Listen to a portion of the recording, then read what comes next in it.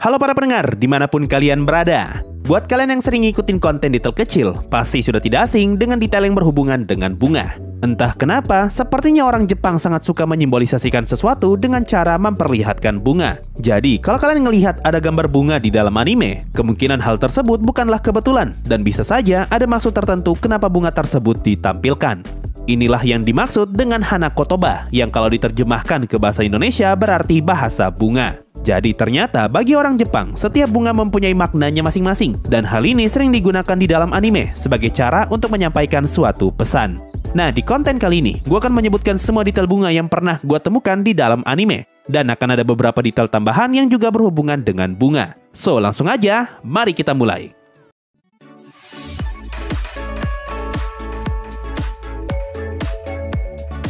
Bunga pertama ada di anime Leadale. Ini adalah anime isekai dengan premis yang mirip seperti Overlord dan Gaikotsu Kishisama, di mana MC-nya terkirim ke isekai sebagai karakter game yang pernah dia mainkan. Cuma bedanya MC di anime Leadale adalah perempuan. Nah, di episode terakhir anime Leadale, kita diperlihatkan Kaina, yaitu MC kita, sedang ngebangun rumahnya sendiri. Dan setelah rumahnya selesai dibangun, para warga desa ikut mendekorasi rumahnya Kaina dengan memasang bunga berwarna putih. Itu adalah bunga yang sama dengan bunga yang selalu muncul di opening dan di ending anime ini. Kalau menurut gua, bunga putih itu kemungkinan besar adalah bunga bernama White Chrysanthemum, yang kalau di Jepang seringkali digunakan sebagai simbol kematian. Jadi, alasan kenapa bunga ini selalu muncul di opening dan ending anime Leadale, karena bunga ini melambangkan kematian Kaina di dunia nyata yang akhirnya membawa dia ke isekai. Selain itu, bunga White Chrysanthemum juga mempunyai makna lain yang merupakan simbol kebahagiaan. Seperti yang kita tahu, kondisi tubuh asli Kaina di dunia nyata sangatlah buruk, bahkan sampai pada tahap Kaina tidak lagi dapat hidup tanpa bantuan alat. Malahan, kalau kalian baca versi mangganya, kalian akan tahu alasan kenapa Kaina bisa berakhir seperti itu, dan ceritanya lumayan tragis.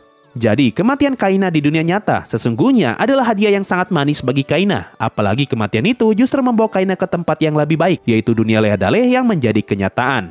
White Chrysanthemum juga masih mempunyai satu makna lagi, yaitu umur panjang. Yang mana hal ini sesuai dengan perkataan karakter ibu penginapan, yang ngomong kalau mereka memasang bunga tersebut dengan harapan agar Kaina dapat berumur panjang dan sehat selalu.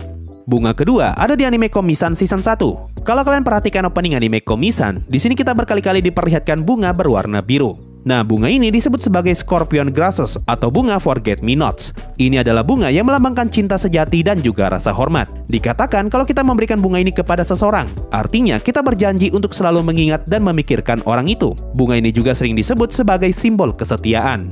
Nah, kalau kita tarik makna bunga itu ke opening anime Komi-san, pertama kita diperlihatkan satu persatu teman kelasnya Komi yang memberikan bunga itu kepada Komi. Ini berarti mereka semua berjanji untuk selalu mengingat Komi dan juga akan tetap setia di sisinya Komi.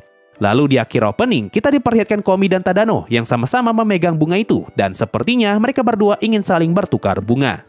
Ini berarti openingnya pengen ngasih tahu kita kalau Tadano dan Komi ingin saling bertukar kesetiaan, atau bahkan saling mengungkapkan perasaan. Karena ingat, bunga ini juga adalah simbol dari cinta sejati.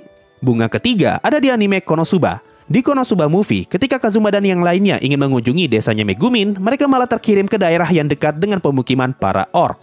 Karena hal itu, Kazuma pun dikejar-kejar oleh gerombolan orc betina yang ingin mengembat Kazuma. Lalu ketika berhasil tertangkap, kita pun diperlihatkan Kazuma yang tergeletak dan di sebelahnya terdapat setangkai bunga.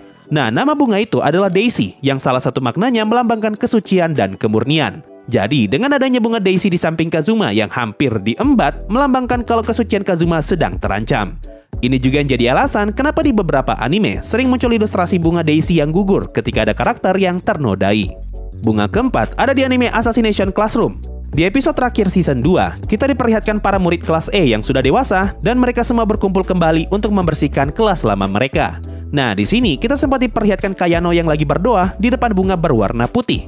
Kemungkinan itu adalah bunga yang Kayano tanam, karena di dekat bunga itu terdapat alat untuk berkebun. Dan seingat gua, Kayano memang adalah orang yang selalu ngurusin taman ketika mereka masih SMA. Nah, bunga itu disebut sebagai bellflower atau bunga lonceng karena bentuknya yang terlihat mirip seperti lonceng. Dan secara spesifik, bellflower berwarna putih merupakan simbol terima kasih. Jadi, dengan menanam dan berdoa di depan bunga tersebut, Kayano sedang memperlihatkan rasa terima kasihnya kepada Koro Sensei atas semua ilmu yang telah Kayano terima. Makna lain dari bellflower adalah melambangkan kesuksesan. Makanya bunga ini baru diperlihatkan setelah time skip. Karena ini adalah momen yang tepat untuk menceritakan kesuksesan para murid kelas E. Bunga kelima ada di anime Kimetsu no Yaiba. Kalau kalian nonton ending musik Kimetsu no Yaiba Season 2, terutama ending musik Arc Mugen Train, di sini kalian bakal melihat Rengoku, Tanjiro, dan yang lainnya sedang berjalan di atas rel kereta. Dan di sekeliling mereka terdapat banyak bunga berwarna merah.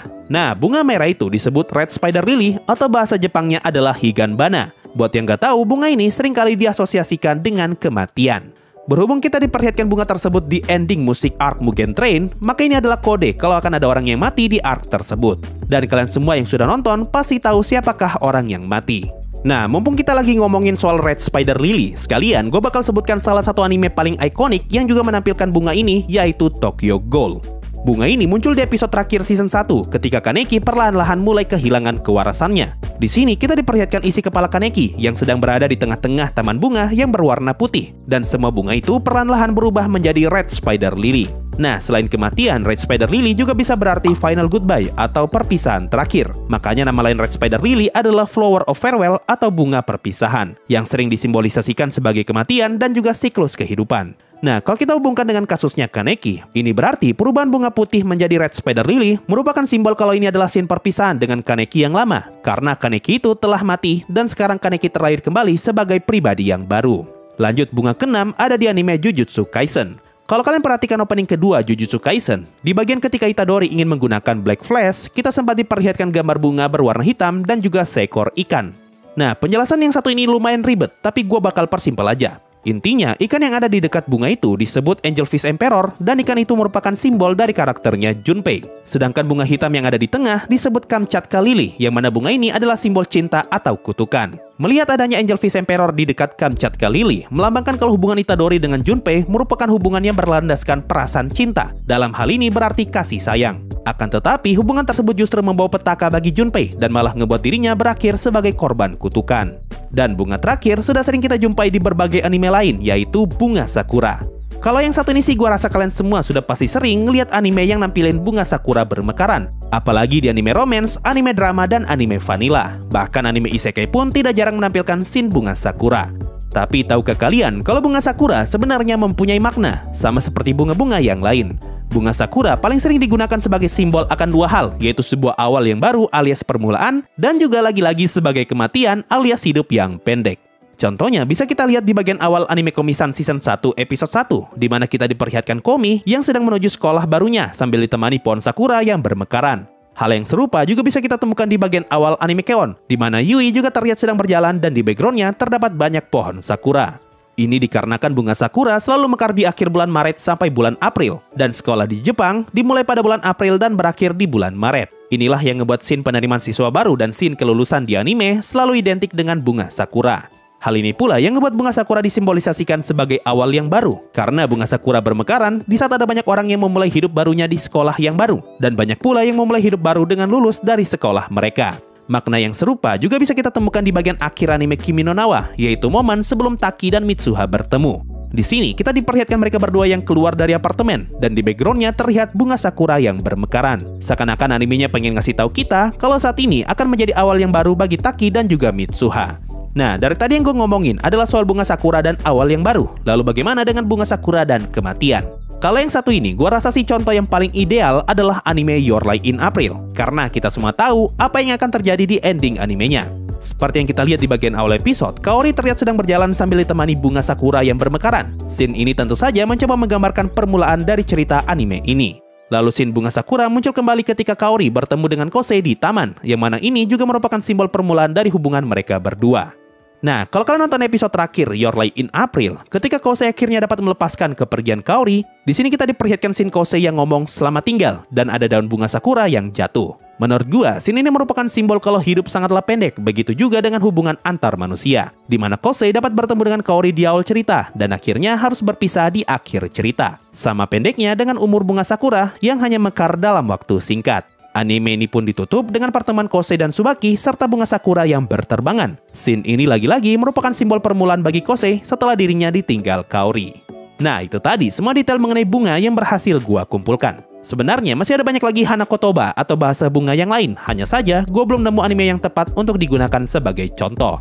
Kalau menurut kalian gimana? Mana bahasa bunga yang paling kalian sukai? Coba komen di bawah. Mungkin itu saja untuk video kali ini, makasih semua yang sudah mendengarkan, dan bye-bye.